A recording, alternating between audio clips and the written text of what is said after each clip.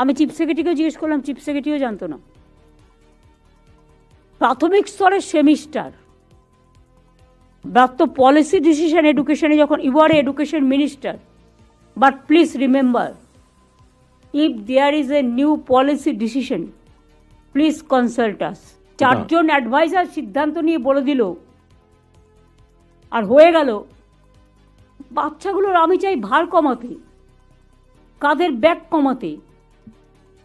ওদের যদি আমরা ভার বাড়িয়ে দিই, এমনিতেই পড়াশোনার ভার এখন খুব বেশি, ওইটুকু বাচ্চারা কথা বলতেই পারে না, টুইঙ্কেল টুইঙ্কেল লিটল স্টার বলতে পারে না।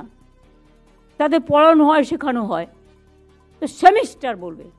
একটা 1-এর বাচ্চা কি সেমিস্টার দেবে? না 2-এর বাচ্চা কি সেমিস্টার দেবে? কলেজে যেটা চলে স্কুলে সেটা চলে না। না দিদি, আমি বলেছি স্কুলে এগুলো হয় না। স্কুল যা প্রথা চলছে তাই চলবে। কলেজ ইউনিভার্সিটিতে শুরু হয়েছে, তারা অভ্যস্ত হয়ে গেছে, তারা জানে।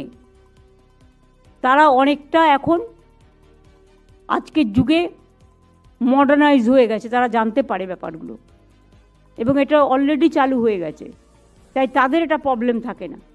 কিন্তু প্রবলেম এটা থাকে বাচ্চাদের, অফকোর্স স্কুলের বাচ্চাদের থাকবেই। স্কুলে কোনো সেমিস্টার টেমিস্টার চলবে না।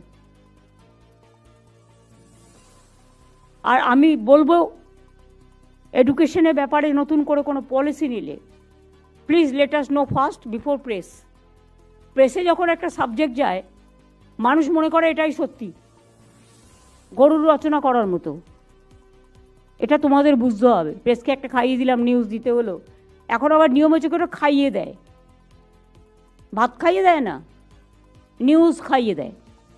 গভর্নমেন্ট যখন কোনো নতুন কাজ করে, সেটা গভর্নমেন্ট লেভেলে আলোচনা করে সবাই মিলে সিদ্ধান্ত নিয়ে সেটা পাঠায়। যারা পেছন থেকে পাঠায় তারা ব্যাকডেটেড, তাদের ব্যাকবোনটা একটু দুর্বল।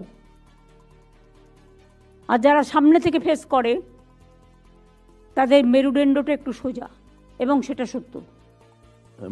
দিদি, আমি ওটা কাগজ আমিও দেখে পরশুদিন সেক্রেটারির সঙ্গে কথা বলে পরশুদিন রাতে চিফ সেক্রেটারির কাছে প্লেস করেছি। আপনি কনসেন্ট দিলে তবে নোটিফিকেশন হবে। কাগজে আগে বেরোলো কি করে? প্রেস কনফারেন্স করে আমি কোনো কথা শুনতে চাই না, পাবলিক তো জেনে গেল আগে।